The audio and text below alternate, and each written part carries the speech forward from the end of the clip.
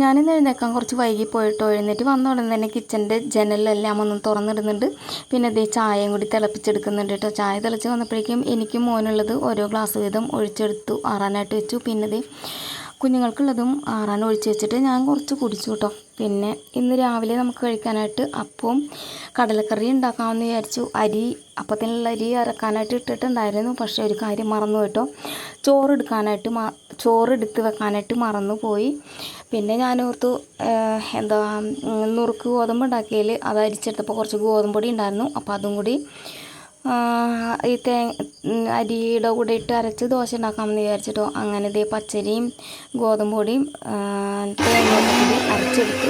പിന്നെ ഇതേ നമ്മൾ കടല വേവിക്കാനായിട്ട് വെച്ചിട്ടുണ്ട് കേട്ടോ. ഒരു സവാളയും 2 പച്ചമുളകും ഒക്കെ അരിഞ്ഞിട്ടിട്ട് വേവിക്കാനായിട്ട് വെച്ചിട്ടുണ്ട്.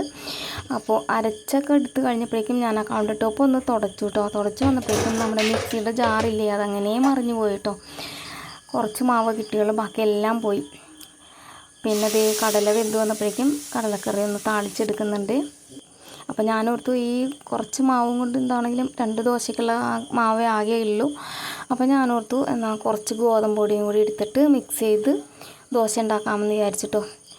അങ്ങനെ ദേ നമ്മുടെ നുറുക്ക് ഗോതമ്പ് ഒന്നും കൂടി അരിച്ചെടുക്കുന്നുണ്ട് കേട്ടോ. അപ്പോൾ അതിനകത്ത് പൊടി ഉണ്ടാവുമല്ലോ, അപ്പോൾ ആ പൊടിയും ഈ മാവിലേക്ക് ഇട്ടിട്ട് കലക്കിയെടുത്ത് ദോശ ചുട്ടെടുക്കുവാണ്. അപ്പോൾ ഇന്ന് ആകെ മൊത്തം പാളിപ്പോയിട്ടോ. അങ്ങനെ ദോശയൊക്കെ ചുട്ടെടുത്തിട്ട് മോന് കൊടുക്കുവാണ്. ഈ 2 ദോശ വീതം എല്ലാവർക്കും ഉണ്ടാക്കിയെടുത്തു കേട്ടോ. അപ്പോൾ ഇന്നത്തെ വീഡിയോ ഇത്രയേ ഉള്ളൂ. അടുത്ത വീഡിയോ കാണാം കേട്ടോ. ബായ്.